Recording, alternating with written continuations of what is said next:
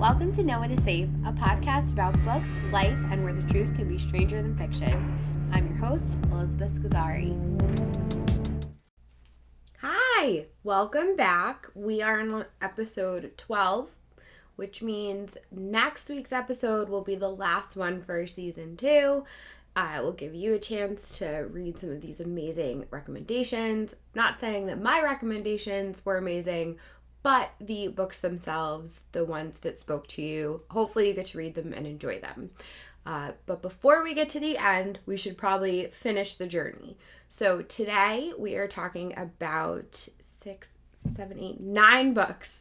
Talking about 9 books, but I'm going to do more of a broad stroke in regards to the first 6 books because they are all part of the Salacious Players Club by Sara Cate.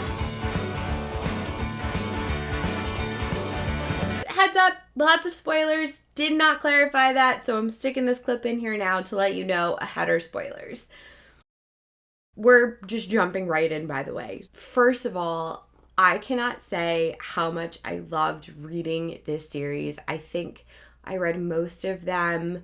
I started one, got very busy with life, picked it back up, and then from the point that I picked it back up till the time I finished the last book, I think maybe 5 days, maybe 6, let's call it 6, but they were so well written. They all center around the owners of the Salacious Players Club, which is a sex club, no judgment, whatever kink you have, come share, enjoy with mutual respect and within the guidelines of safety procedures. If someone finds this club in real life, just send me the address.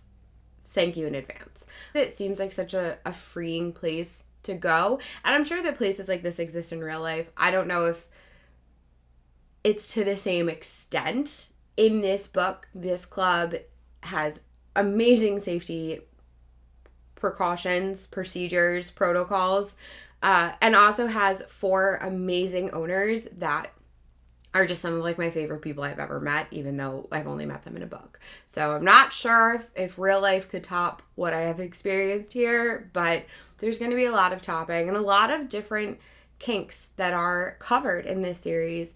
We have everything from, this is also the reason I'm doing this now, is in case any of these are either of not interest to you or particularly offensive.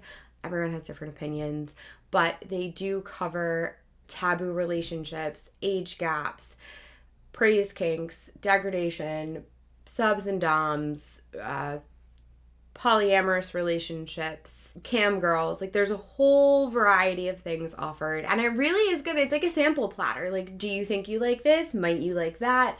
And there's also, lastly, a lot of balance in terms of we have dominant men, dominant women. For each kink that is covered, it is covered in another book with the opposite gender roles or with switching up the people that comprise that situation, that relationship. And probably my last note before we jump into what books I'm talking about the past 4 minutes would be that Sara Cate, who is the author of these books, does have a kink consultant. So it's not like in some other books that I've read or movies that we've all seen and heard of where kinks are dramatically misconstrued or poorly depicted. These books really focus on what is necessary for BDSM to work, what is necessary for any relationship to work, regardless of the kinds of intimacy and sex you're having. And so I overall think she does a spectacular job, start to finish. Each of these books is really good. I gave most of them 4 stars. There was one 3-star book. In terms of spice, we'll get to which one was the spiciest, but they all had a lot of it. So the first one, and you do not have to read them in order. I did because that's who I am as a person, but you do not have to read them in order. They're all standalone. The first 4, the way that they all start speaks to something in my heart. It just automatically, like, all of the emotions go up and I'm like, yes, I'm so invested, because you get invested in these characters. But the first one is Praise. which talks about the relationship between Charlie and her ex-boyfriend's father, Emerson Grant. Each of these books focuses on an owner of the Salacious Players Club, or at least the later ones are handled slightly different, but Emerson Grant is an owner, and you get to see two really interesting sides to these characters, both as independent people, but also within their romantic relationship and how they express that or how they are intimate with each other. Really good. Probably one of my favorites. I think I have three out of six that I would star as definitely one of my favorites, or if I had to pick a top three, this would be one of them. The next we have, and that, by the way, Praise is sub and dom relationship with a praise kink as well as an age gap. Next you have Eyes on Me, which is the story of Garrett and his stepsister Mia. So there is a taboo relationship. Mia is a phenomenal character, where Charlie from Praise wasn't exactly sure what she wanted in the beginning. Mia knows exactly what she wants and how comfortable she is with herself to get it. She is truly an inspirational character. The way she just carries herself, and I love her. I am a massive Mia fan. If she was a real person, I would send her a box of chocolates and flowers. I just love her. I think she is a great role model. She is also, and I think I said it because it's taboo romance, she is also Garrett's stepsister and 12 years younger than him. It is only when Garrett sees Mia as she's performing as a cam girl when he starts to realize, oh shit, I'm looking at my stepsister in a whole new light. Meanwhile, Mia's always been in love with Garrett, and, she saw him as this amazing older man and not really so much her brother. But what's amazing about this is these characters, not just in Eyes on Me, but the entire series, you really get to see a lot of humanity. It's not just sex club and BDSM and glamour and glitz. It's real people, and they come across as real people in real situations. And some of them may be more fantastical for others, depending on your point of view, or if you don't have a stepsister or sibling, I guess, in this case. But Garrett is a very real person, and you get to see his struggles, how far he's come in his own mental health journey. And so that was really neat. The relationship they have is really beautiful. While not on my favorite list, I do love these two characters, and I do love them together a lot, actually. Both Praise and Eyes on Me have good levels of spice. I would say Eyes on Me is more spicy, or at least I remember the spicy scenes more than in Praise, but Praise also had good spice. One last thing before I move to the next book. Garrett is the part owner. I don't really know how businesses work, but is the owner at Salacious Players Club. The next not on my list, I mean, it is on my list. I did come prepared today, but the next book that we are talking about is Give Me More, which is about Hunter, who is the owner in this situation of the club, his wife Isabel, and his best friend Drake. These three do everything together for as long as Hunter has probably been alive, or at the very least since he was a preteen, young teenager. He and Drake have been best friends. Drake is openly bisexual and also a giant whore. And I say that with love. He just leans into his sexual pleasures, doesn't really commit to relationships, doesn't really even commit to oh, I'll walk you to my front door. He has a very specific kind of modality for, I don't know if that's the right word, but for his sexual escapades. And there's nothing wrong with that. I personally, throughout the other books, you get to see him in different snapshots. And I liked him. I thought he was funny. He's a good character. But really where you see him shine is in this relationship with his best friend and his best friend's wife. Hunter decides that he wants to watch his best friend with his wife, and from there, throughout an entire road trip across country to look at different clubs that Salacious Players Club can buy or expand to, or what.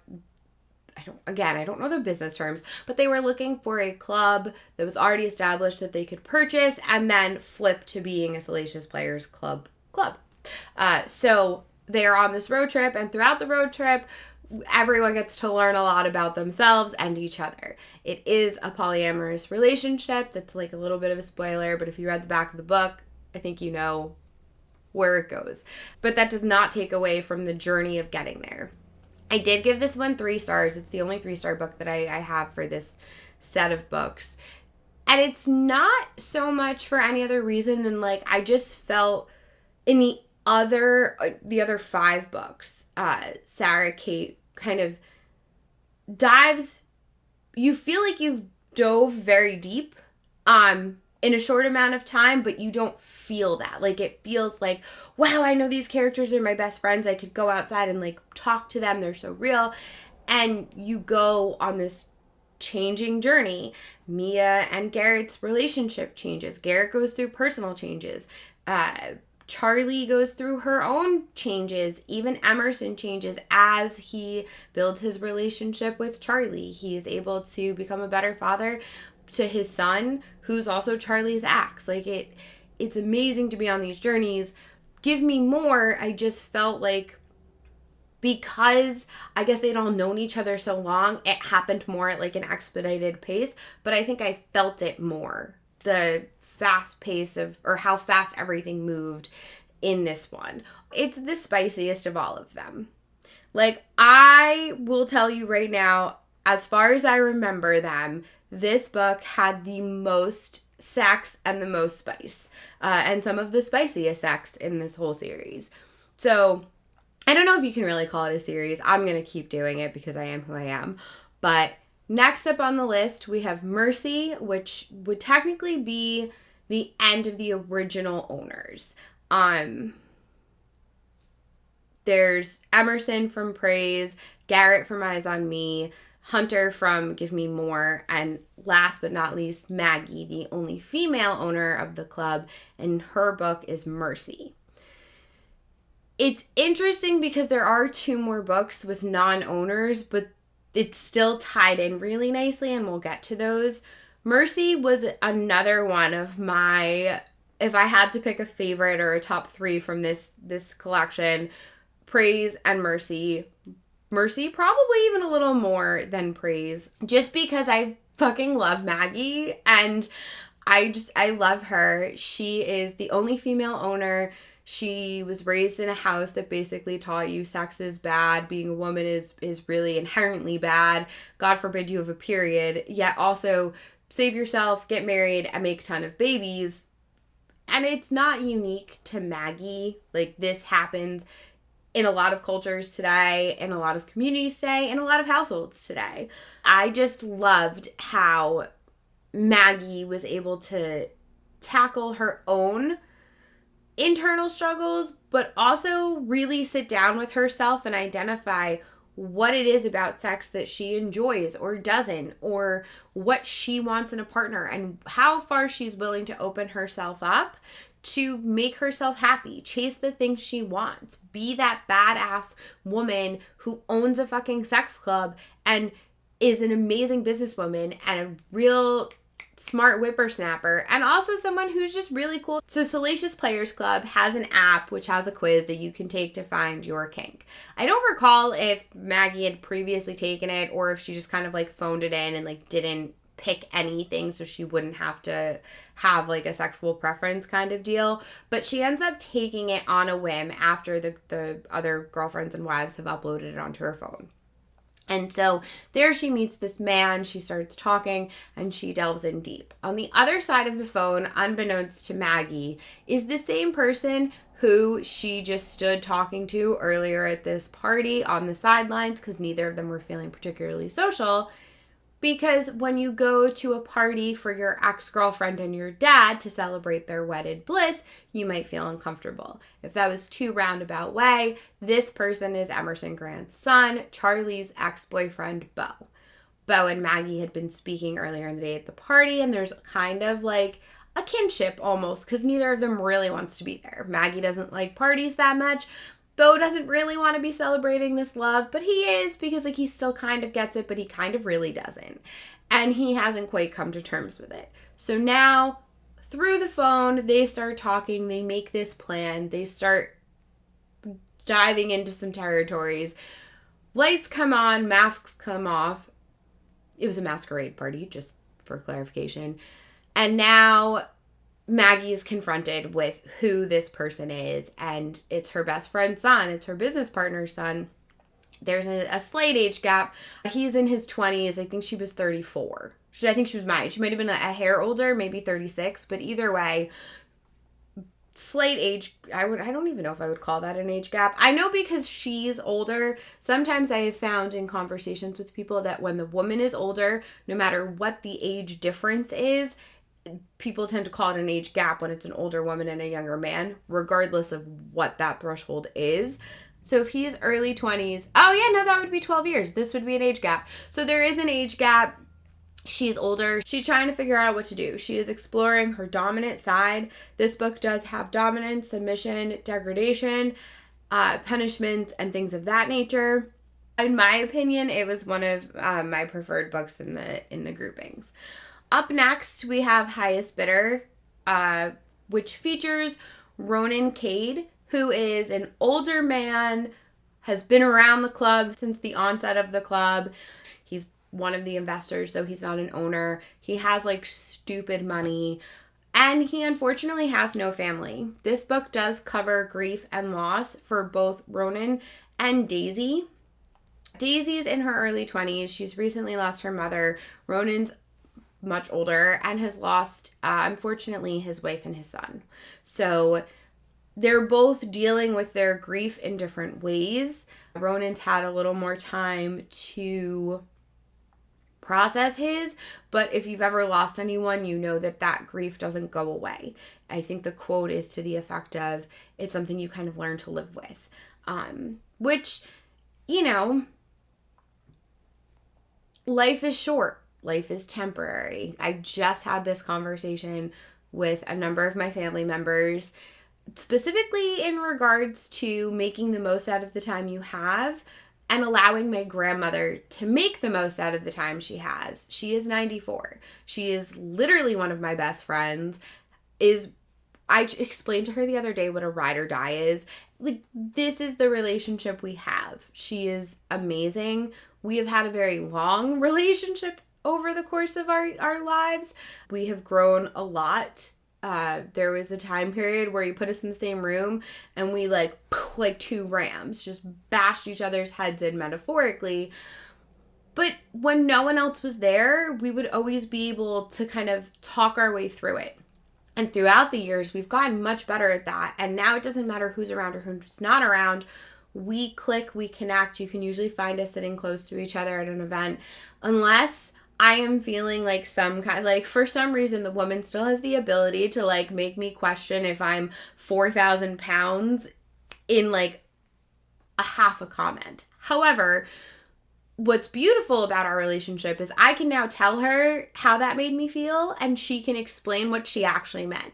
And most of the times, it's not what came out of her mouth, which is a trait that I have inherited. I do get my tact or lack thereof sometimes from my grandmother, but I love her. She's amazing. She's also 94. And so to kind of bring it back into the story and the picture that we're talking about, I know everyone knows that like at some point she's not going to be here. The way I politely say it is either she's going to college or one day, you know, the phone's going to run out of minutes, because for those of you who remember, you used to have a very set number of minutes that you could use your cell phone. And if you went over those, you either had to pay up and out the butthole or your phone just stopped working. Like you couldn't make phone calls anymore. And at some point, that's what's going to happen. I'm not going to be able to pick up the phone and call her. I'm going to have all my voicemails and the voice recordings that I take of our conversations sometimes.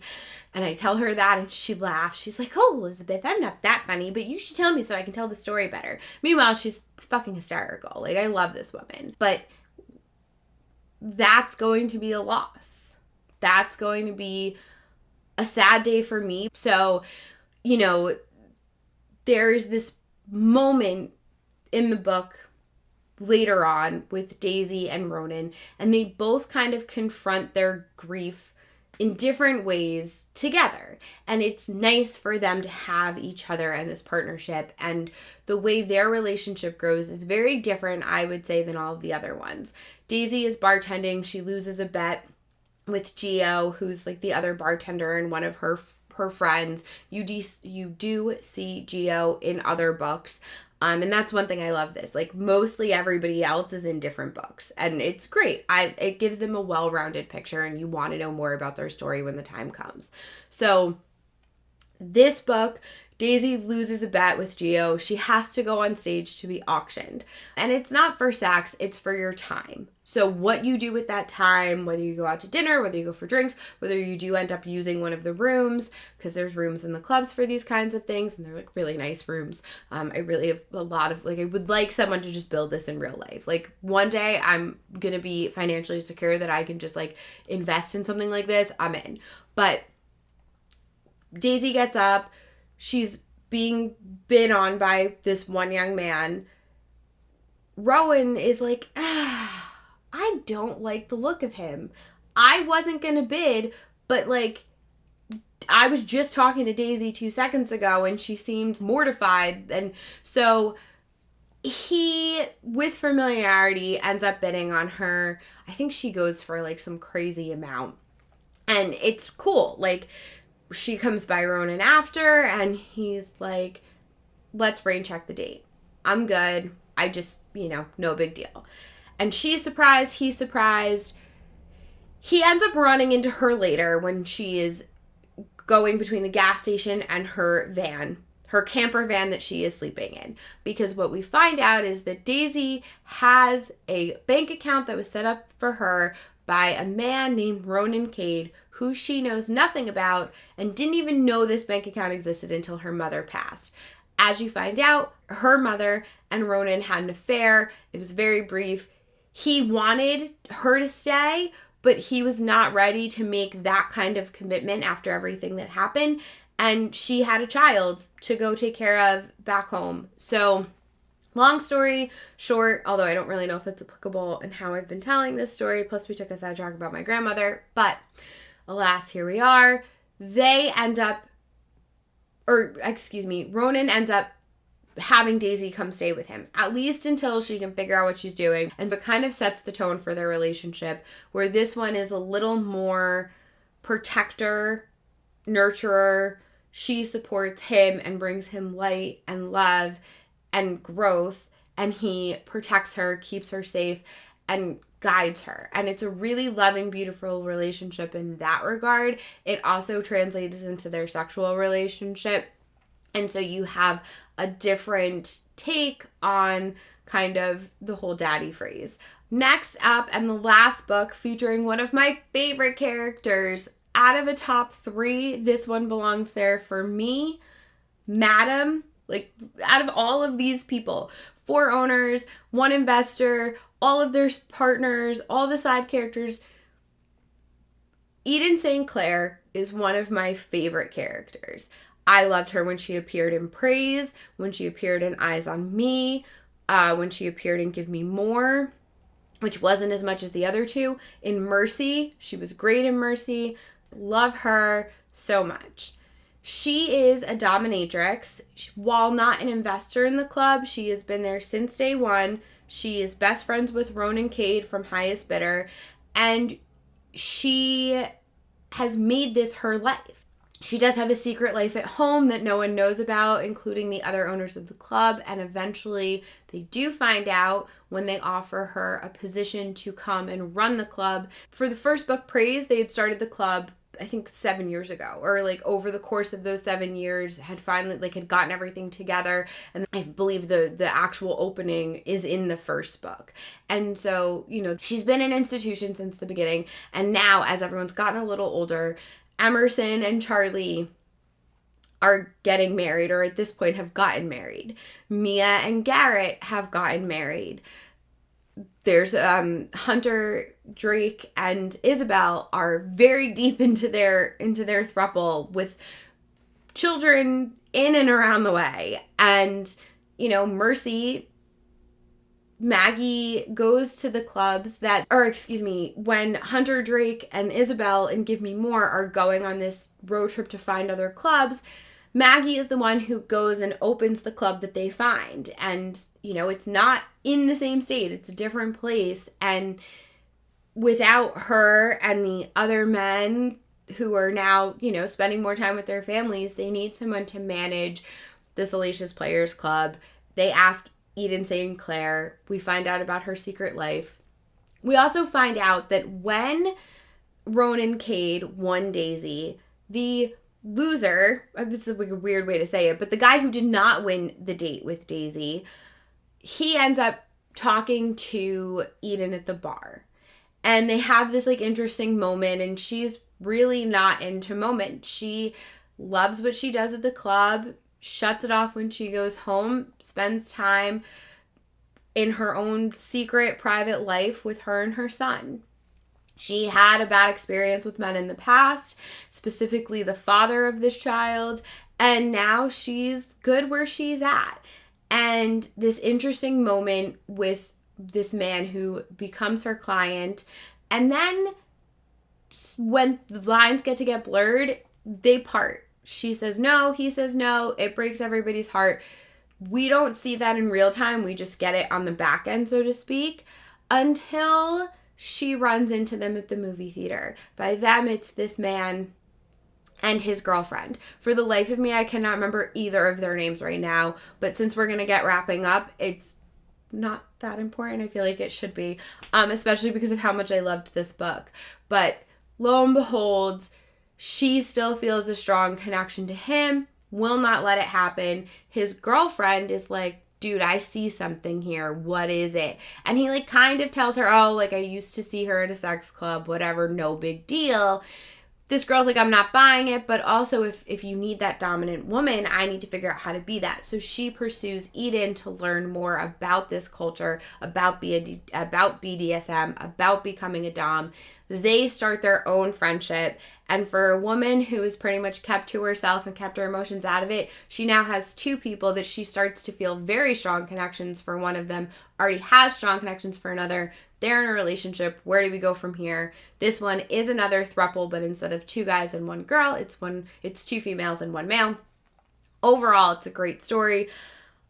I love Eden St. Clair. I cannot say that enough. I just think she's such a strong, amazing woman. I liked her from the first fucking time we saw her in Praise all the way to the end.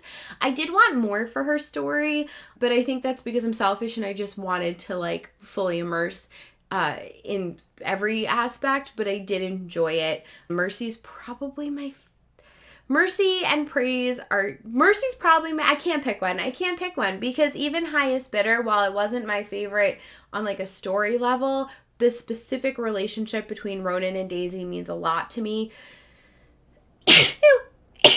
Excuse me. And it's something I hold special and dear to me. So it's just, all of them are good. You cannot go wrong.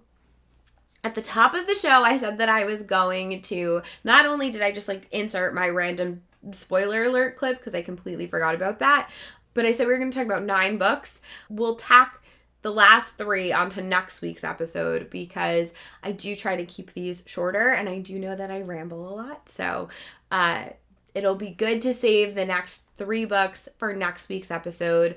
Those will be Lady Macbeth by Ava Reid, Holly by Stephen King, and My Murder by Katie Williams. So we will have those to talk about next week. Holly, for those of you who don't know, was a character that was originally in Mr. Mercedes, and she got her own book. She also, I think, appears in, I know one short story of his, or a novella. I'm not sure if the other one's a full-length novel or if it's also, I think it's a full-length novel, but Stephen King is a very prolific writer. One of the things he wrote about was The Shining, one book that he wrote was The Shining, which takes place at the Overlook, which is actually the Stanley Hotel that I got to see when I went to Colorado earlier in the month, which was so much fun. Colorado was a great trip.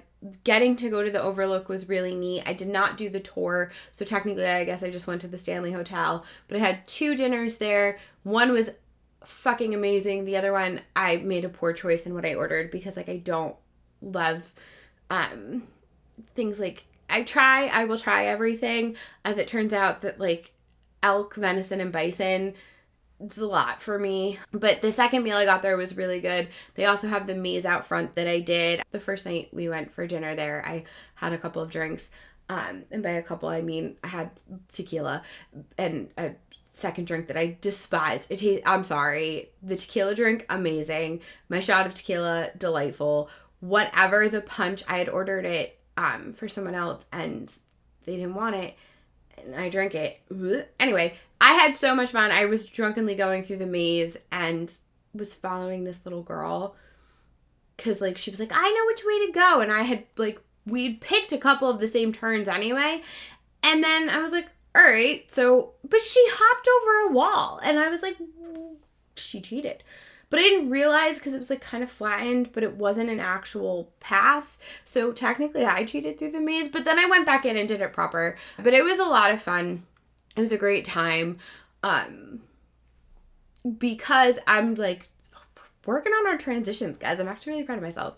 Because we went from books to Holly to Colorado. And while I was out there, I actually missed this writing group that's in town. I was able to find a local one, and this kind of leads into our No One Is Safe moment. The past couple of weeks, they've been more writing tips. This one's a little bit of both. So there's this writing class in town. I'm going to call it a class, but it's like a workshop where everybody comes. The guy who runs it, it's actually at an art academy, but the guy who runs it, he's a professor of, I believe, film and public speaking.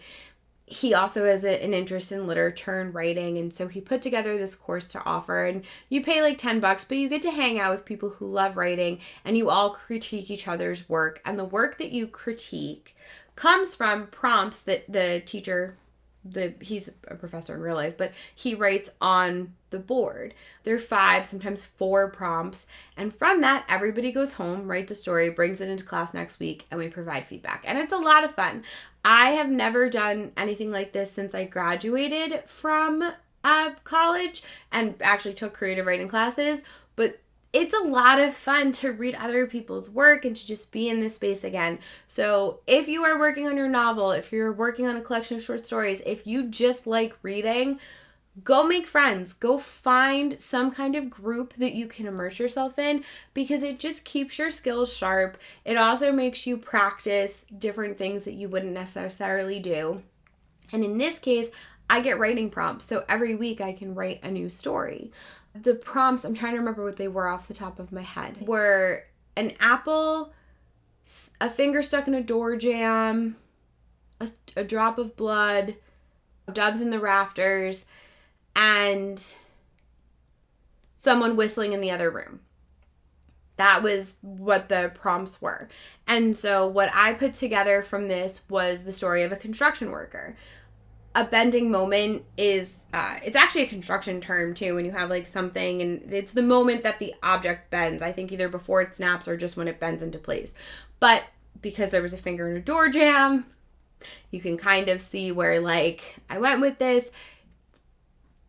Anyway, I had fun writing it. I really loved the prompts. So the No One Is Safe moment, while yes, is a bending moment, it's inspired by writing prompts that I got at this writers group. So if you do not want to go to a writers group, or maybe there's not one in your area, I will be putting up writing prompts on my website, and you can use them as prompts. You can love them, hate them, you can ignore them, whatever you want.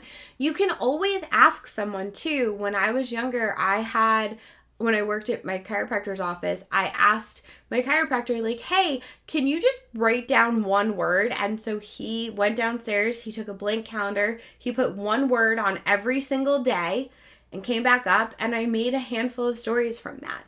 So if you're looking to sharpen your skills, or practice, jog your imagination. Maybe you're working on one project that you just feel stuck in. This might be a good distraction for you.